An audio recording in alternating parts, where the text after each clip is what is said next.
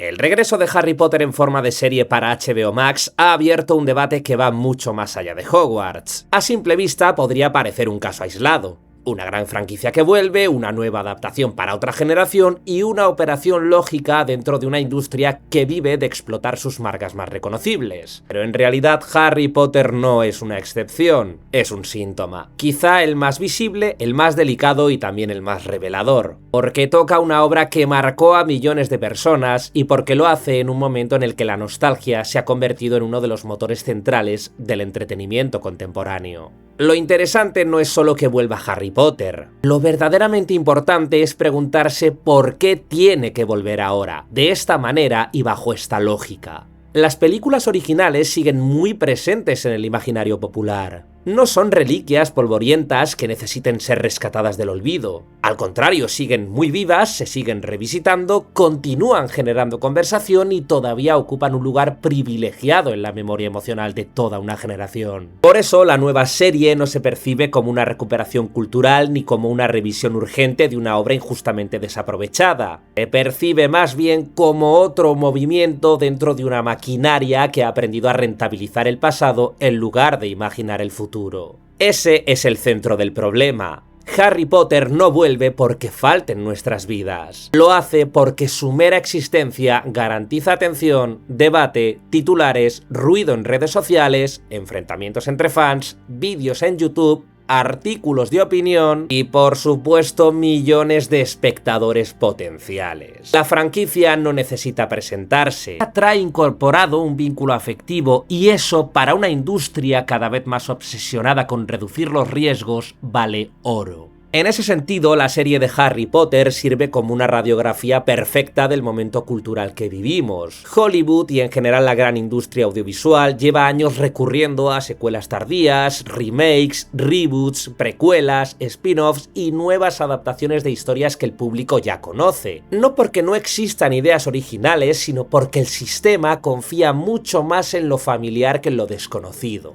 A fin de cuentas, lo reconocible vende mejor, entra más fácil y activa un mecanismo emocional inmediato. Por eso Harry Potter funciona también como punto de partida para este debate, porque concentra casi todos los elementos del fenómeno. Por un lado, apela directamente a una generación que creció con esos libros y esas películas y que hoy ya es adulta, tiene capacidad de consumo y una relación sentimental muy intensa con aquella etapa de su vida. Y por el otro, demuestra hasta qué punto las grandes compañías prefieren volver sobre territorio seguro antes que arriesgarse a construir un imaginario nuevo. Y además no estamos hablando de una franquicia cualquiera, sino de una obra que para mucha gente forma parte de su biografía emocional.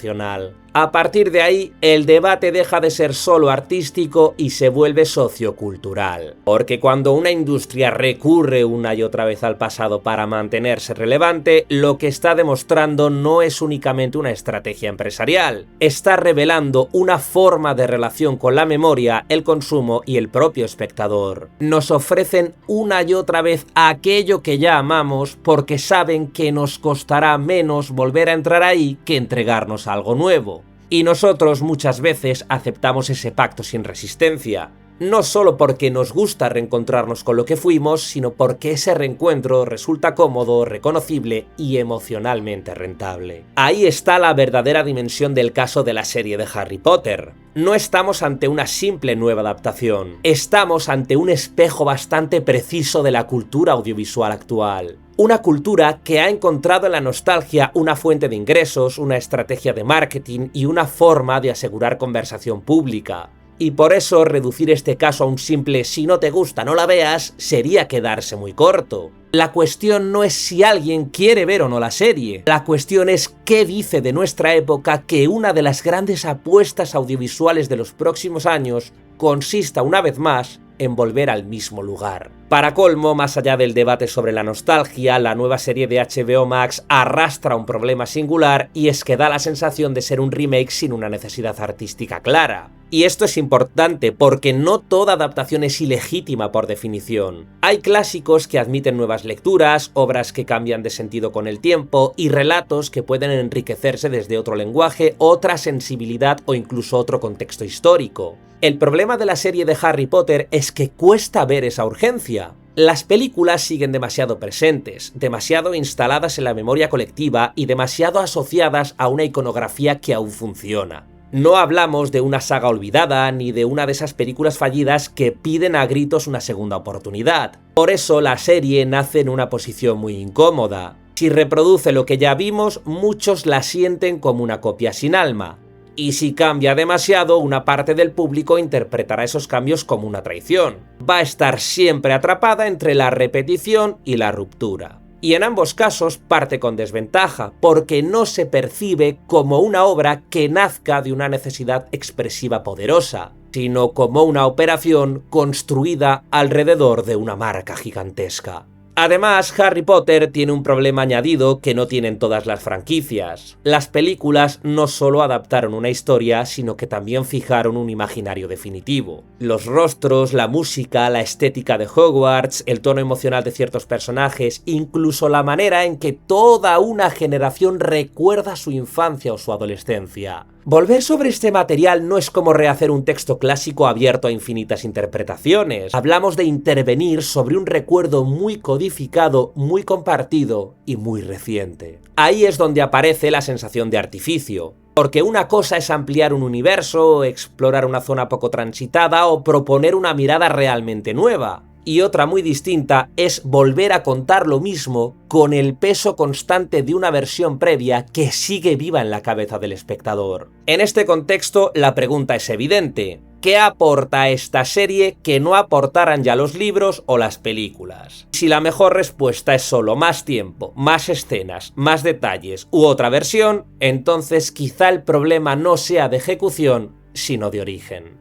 Dicho de forma más directa, la serie de Harry Potter no parece nacer de una falta cultural o artística, sino de una oportunidad comercial para Warner. Y eso se nota en la reacción de parte del público, en la sospecha previa que rodea el proyecto y en la idea cada vez más extendida de que algunas franquicias ya no regresan porque tengan algo nuevo que contar, sino porque siguen siendo demasiado valiosas y rentables como para dejarlas apartadas. Hollywood lleva años funcionando como si necesitase una respiración asistida constante a base de marcas conocidas, recuerdos compartidos y universos que el público ya tiene incorporados de antemano.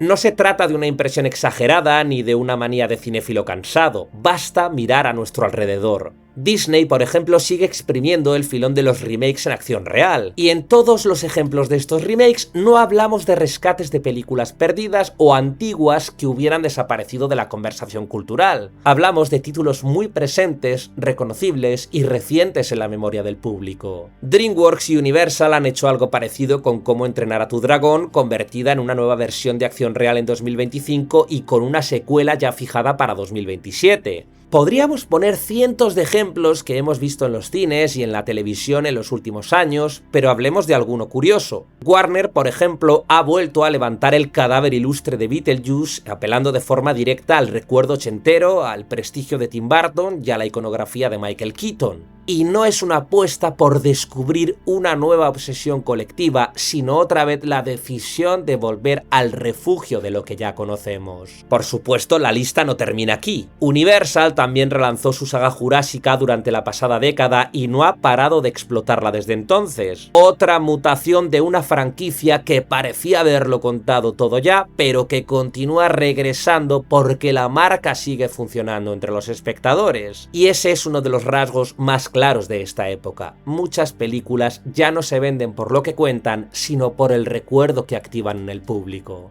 Y si bajamos al terreno del terror, el panorama es obsceno por acumulación de franquicias. Destino Final volvió en 2025, Sé lo que hicisteis el último verano también regresó el año pasado, tirando del eco noventero y del reconocimiento inmediato del título, y hasta Scary Movie tiene nueva entrega prevista para este curso, con el añadido aún más significativo de recuperar personajes e imaginario de la franquicia original. Es decir, incluso las sagas que en su momento se dedicaban a parodiar tendencias ajenas, terminan convertidas ellas mismas en objeto nostálgico que se reactiva una y otra vez. Lo más llamativo es que esta lógica no se limita a una sola compañía, ni a un solo género, ni a una sola generación de espectadores. Es una epidemia, está en todas partes. Está en la fantasía, en la animación, en el cine familiar, en el terror, en la ciencia ficción, en la comedia. Y está, por supuesto, también en lo que está por venir. Universal ya tiene fechadas Shrek 5 y una nueva película de Miami Vice para 2027.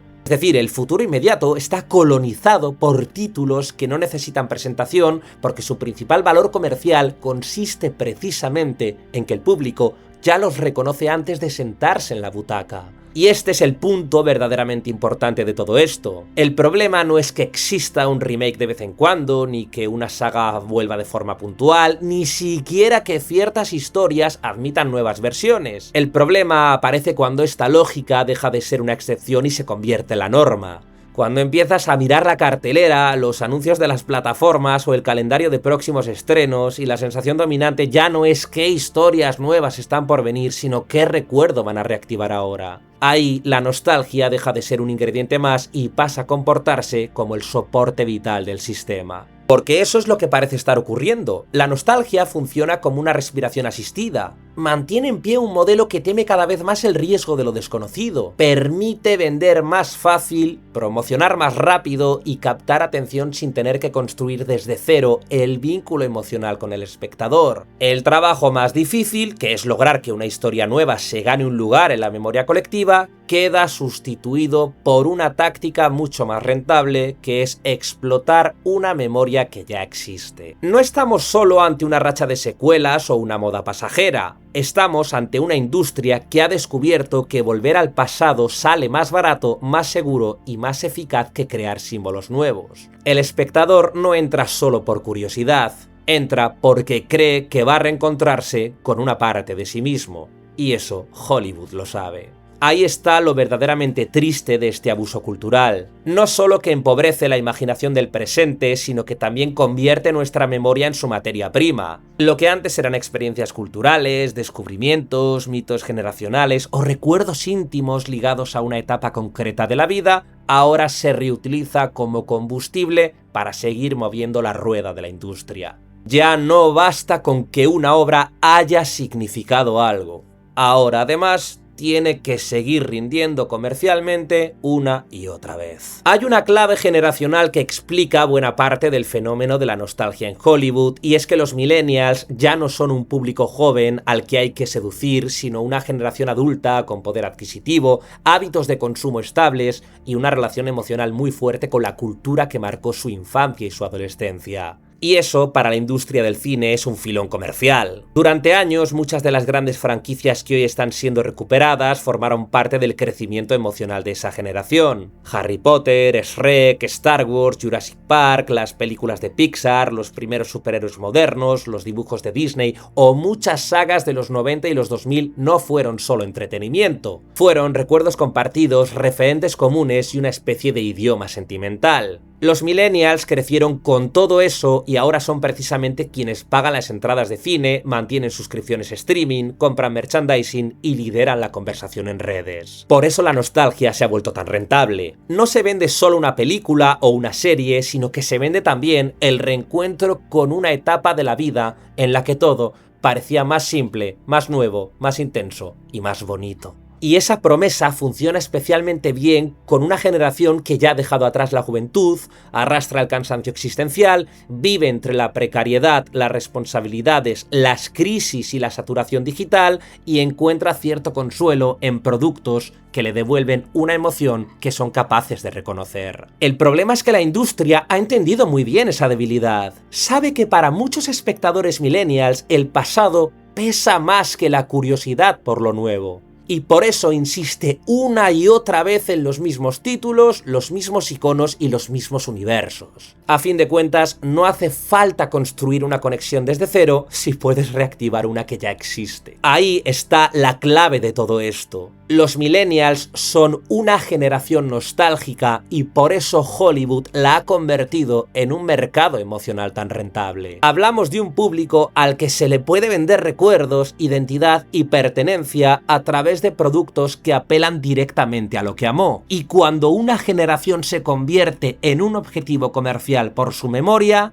lo que ocurre es que la cultura empieza a mirar menos hacia el futuro y más hacia el pasado. Sería demasiado fácil echarle toda la culpa a Hollywood, La industria explota la nostalgia porque sabe que funciona, pero funciona precisamente porque nosotros también hemos cambiado nuestra forma de consumir la cultura. Y aquí viene la parte más incómoda del debate. Cada vez nos cuesta más construir recuerdos nuevos. Sé que es duro decirlo así, pero es cierto, así que voy a repetirlo. Cada vez nos cuesta más construir recuerdos nuevos. Lo nuevo exige algo que hoy parece escasear, que es la paciencia. Exige entrar en una historia sin garantías, sin vínculo previo y sin la comodidad de reconocer personajes, mundos o emociones ya vividas. Exige aceptar que una película, una serie o una saga quizá no te toque de inmediato, que necesita tiempo, atención y algo de entrega por tu parte. Y en una época marcada por las prisas, la saturación de contenidos y el consumo constante, esto cuesta mucho más que antes. Por eso tendemos a volver una y otra vez a lo que ya conocemos. No solo porque nos guste, sino porque resulta más sencillo. Lo conocido no exige esfuerzo de adaptación. Ya tiene un hueco entre nosotros, ya sabemos qué nos hace sentir y ya forma parte de una memoria compartida que nos ahorra el trabajo de empezar de cero. Frente a la incertidumbre de lo nuevo, el pasado nos ofrece un refugio. El problema es que cuando nos ocultamos durante demasiado tiempo en ese refugio, dejamos de abrirle espacio a lo que podría marcarnos mañana. Nos movemos en círculos. Usamos el mismo hechizo una y otra vez sobre los mismos iconos, pero cada vez arriesgamos menos con aquello que todavía no tiene prestigio, ni historia, ni peso emocional. Y así la cultura acaba atrapada entre recuerdos ya consolidados en lugar de generar otros nuevos. Dicho de forma sencilla, no solo estamos perdiendo originalidad en lo que se produce, sino que también estamos perdiendo valentía en lo que nosotros elegimos. Quizá por eso la nostalgia se ha vuelto tan poderosa para Hollywood o incluso para la industria de los videojuegos. A fin de cuentas, no explota solo lo que ya tuvimos, sino también nuestra dificultad creciente para imaginar, desear y defender lo que todavía podríamos tener. Tal vez, aunque nos duela admitirlo, empezamos a ser hombres que tienen más pasado que futuro.